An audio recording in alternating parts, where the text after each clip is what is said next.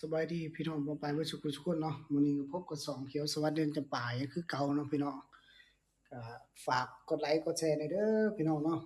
ก็มื้อนี้ก็เฮาก็อยู่เรือนคือเก่าเนาะทุกคน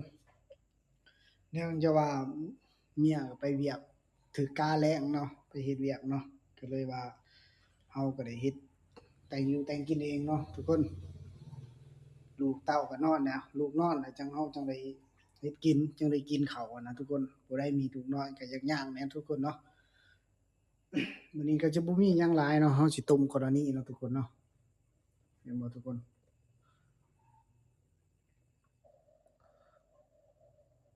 เห็นบ่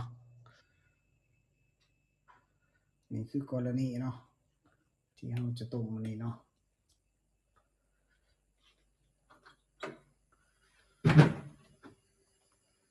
ตอนนี้น้ำมันก็เดือดแล้วเนาะแต่ว่าน้ำพดสิมีสีนหมูใส่หน่อยหนึ่งเนาะทุกคนเนาะสีนหมูใส่หน่อยหนึ่ง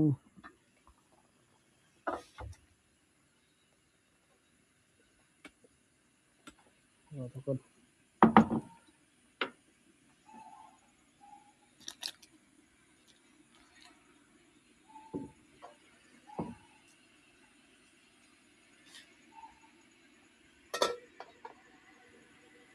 ก็เนาะทุกคนเนาะ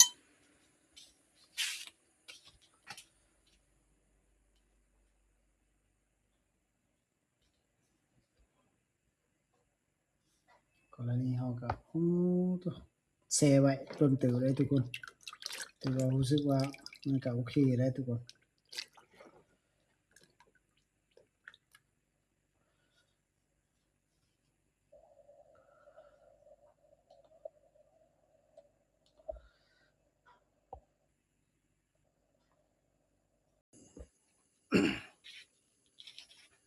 ตอนนี้เฮาก็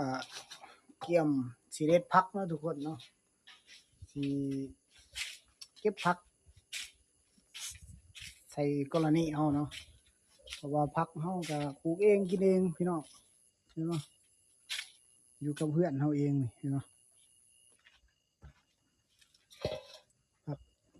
ผักแพร้วเนาะทุกคนโอ้งามขนาดไหนทุกคนผักแพร้วนี่ป๊าโตว่าเฮาก็ตัดมันแน่เนาะ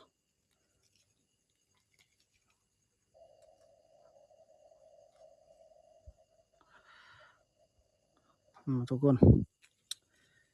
ลาบป่าเด้ทุกคนเอ้ยผักแพร้วนี่คักขนาดใด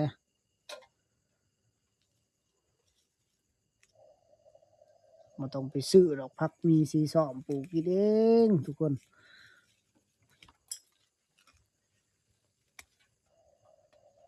ช่วงนี้ก็เศรษฐกิจมันก็ย่ำแย่เนาะเฮาไปซื้อโอ้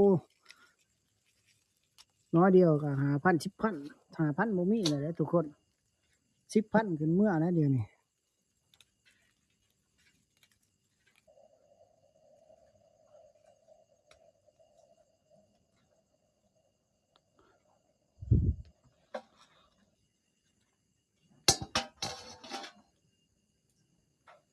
นี่ก็ผักอันนั้นเนาะเขาเอิ้นว่าผักอิหยังวะหอมเปรย์เฮาเด็ดเท่าไรแฮ่งแตกทุกคน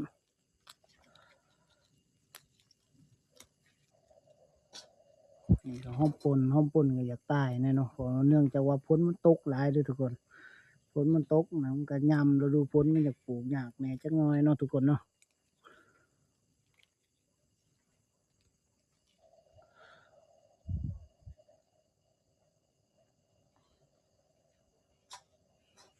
เฮ็ดอยู่เรือนเฮาคือเก่าทุกคนตอนนี้เฮาก็เก็บผักแล้วเรียบร้อยมันก็มาเบิ่งหม้อเฮาเนาะอืมหม้อก็พดครับอืม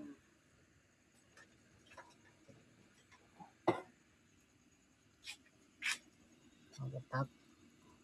กตัวนี้น้ำตัวนี้มันสิคาวเด้อทุกคนเราต้องได้ตักออกเขาเอิ้นว่าหลังคาวแล้วนี่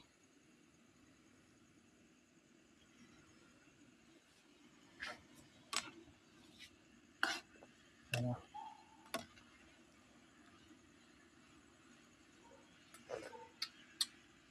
อ๋อนัวแล้วก็นี่ อันนี้ก็เอากรณีของเฮาที่ว่าเฮาแช่มักไว้เนาะมาใส่เนาะทุกคนคันเฮาบ่แช่มันสิบ่อ่ามันบ่เปื่อยง่ายเนาะทุกคนเฮาบ่แช่นี่มันสิบ่เปื่อยง่ายเนาะ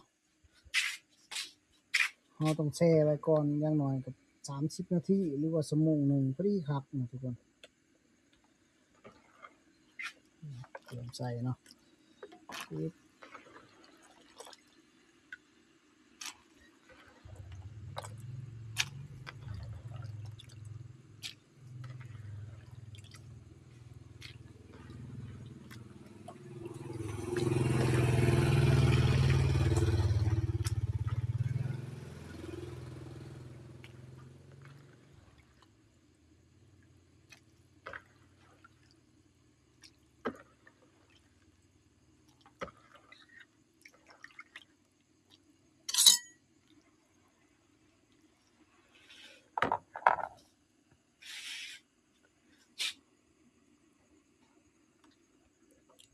เนื่องจากว่าเฮาก็บ่ได้ถ่ายคลิปโดนเติบเนาะทุกคนเนาะเนื่องจากว่าเฮาก็ค่าเอาลูกน้อยเนาะลูกเนี่ยก็ไปเวียกเฮาก็เลยบ่ได้ถ่ายคลิปเนาะทุกคนเนาะเพราะว่าบ่มีเวลาสิได้ถ่ายเพราะว่าได้เอาลูกหั้นน่ะเฮาถ่ายก็บ่ได้เนาะทุกคนเพราะว่าสิไปถ่ายก็เมียก็ไปเวียกห่าก็ถูกกาแล้งมื้อนี้เนาะถูกกาแล้งมื้อนี้ก็เลยว่าเลิกเวียก10:00นก็เลยบ่มีเวลาสิได้ถ่ายคลิป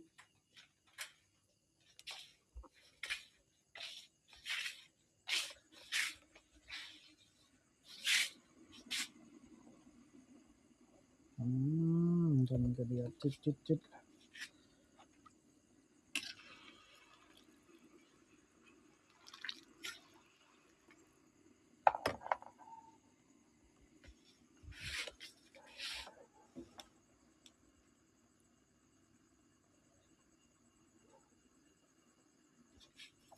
ตอนนี้เฮาก็สิไปล้างผักไว้ก่อนเนาะทุกคนเนาะ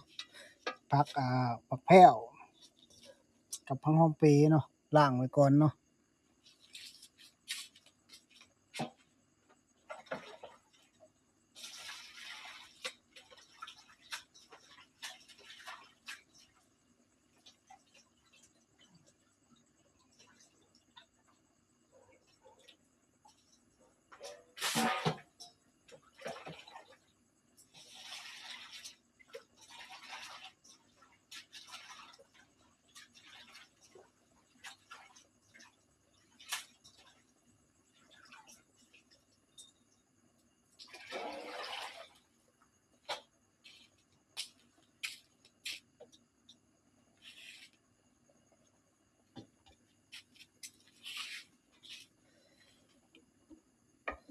เฮาล้างแล้วเฮาก็ทำการซอยพี่น้องซอยผักไว้ซอยไว้เพื่อว่าเวลาเฮากินมันง่าย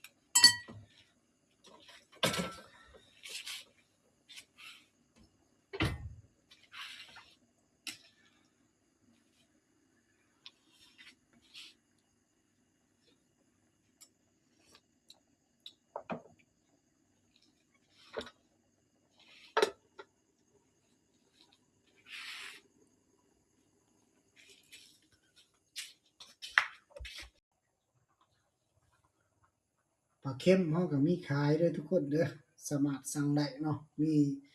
มีปลาเค็มไข่เนาะทุกคนนี่ปลาเค็มไข่นี่นะ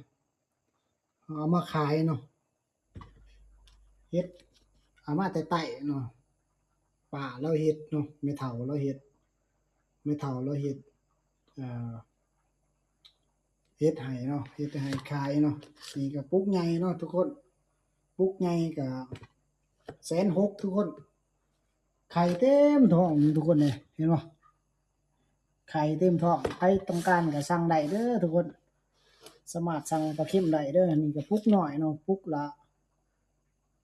90,000เนาะทุกคนปุกหนึง90,000เนาะทุกคนเนาะก็หลายโตเลยทุกคนสมควรเลยแดงจึ้งกึ้งไข่เต็มท้องเนาะทุกคนเนาะแต่ยังเหลือ3ปุกเนาะปุกใหญ่ก็ยังเหลืออยู่ปุกหนึงเนาะเพราะว่าเนื่องจากว่าเฮาขายเนี่ยตอนนี้เฮาก็หมอเฮาเป็นจังได๋เนาะบัดนี้เนาะ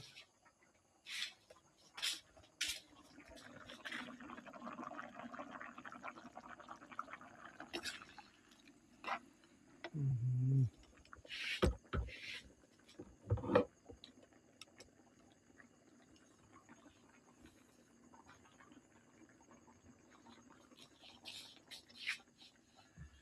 สุกแล้วสุกแล้วนี่เปื่อยแล้วเนาะทุกคนเนาะ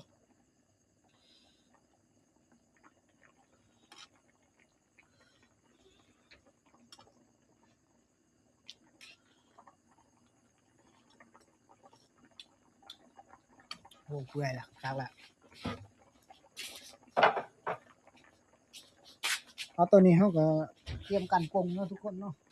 เอาไปกินได้เนาะบัดนี้เนาะเดี๋ยวไปลุ้นตอนเฮากินเนาะทุกคนเนาะ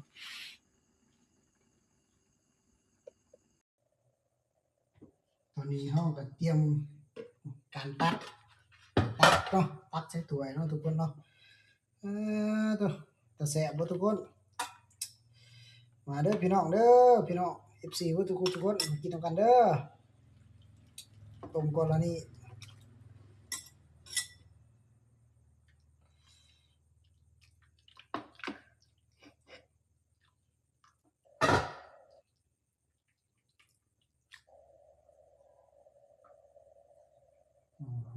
นี่เฮาก็จงให้ไว้ให้เมียเนาะมีเมียมาเพราะมาแต่เวียกนอนคนอยากจงไว้ให้เมียเนาะใส่ผักแพ้วผักหยังไปลงไปทุกคนหอมอุ้ยตุ้ยโลดเลยตัว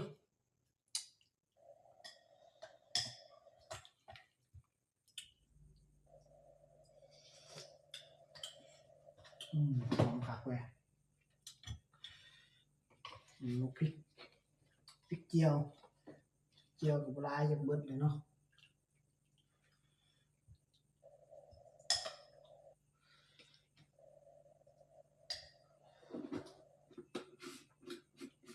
เฮาบ่ค่อยมักใส่น้ำตาลปานใดเนาะทุกคนโอ้กินก่อนแล้วนี่นำกันเด้อทุกคนมาพี่น้องมาต้มก่อนแล้วนี่โอ้มีหน่อไม้เนาะเห็นในตู้เย็นเนาะมีหน่อไม้ตกน้อยเดียวอืม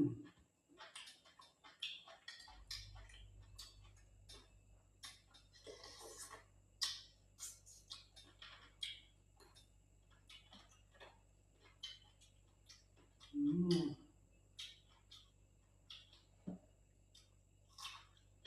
โดดใจ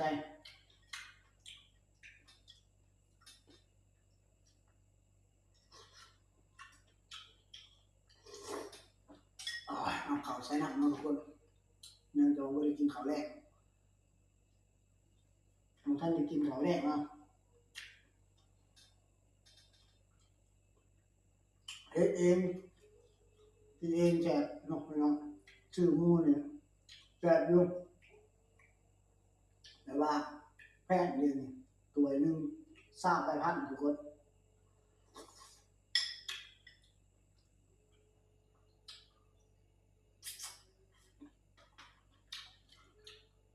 เงิน10,000ซื้อหยังบ่ได้ทุกคนนะ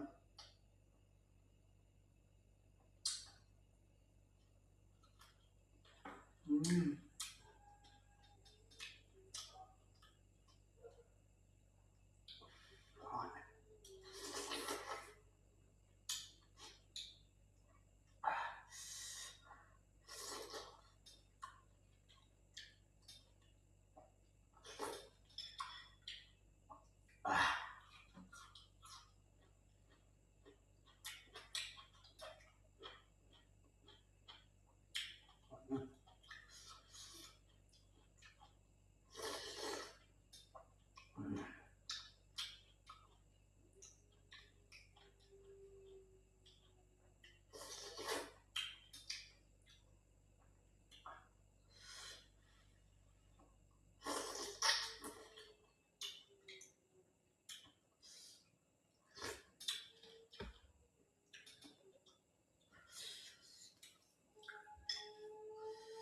กินกรณีนี่คือเห็นสมัยเรียน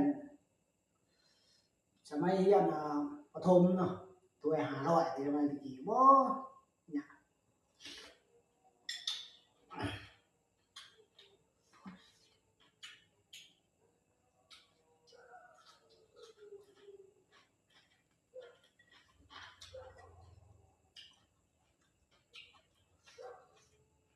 กรณีถ้วย500ตะกี้นะต้มกรณีต้มข้าวเปียกสมัยเรียนยังน้อยแต่สมัยเรียนประถมแต่เดี๋ยวนี้เนี่ยเงิน500เห็นยังบ่ได้ใบ500ยังสิบ่มีล่ะ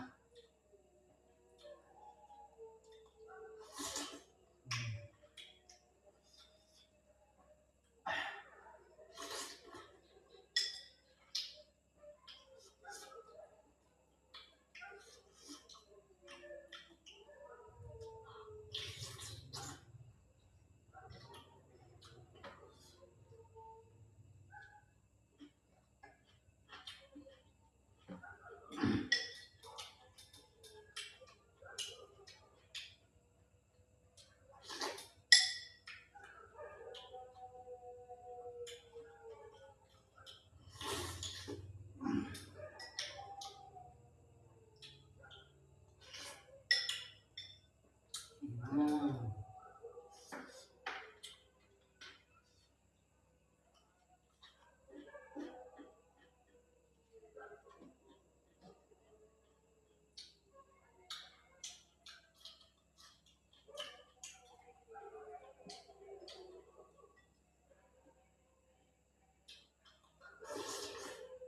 อืม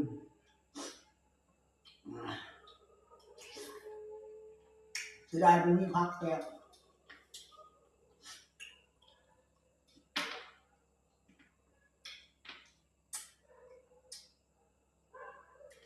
บ่มีผักสลัดมันผักสู้แกงเนาะ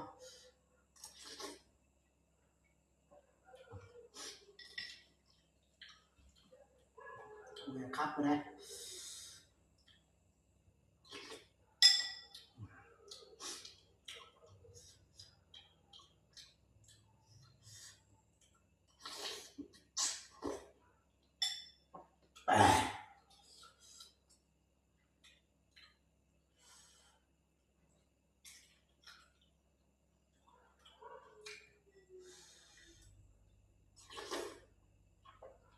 อืมฮ้อน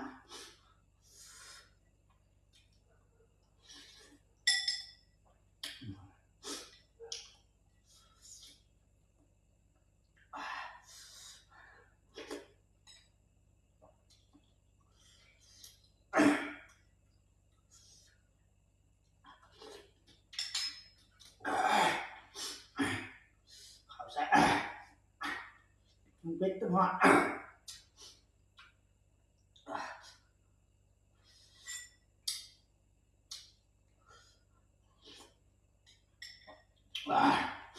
นะ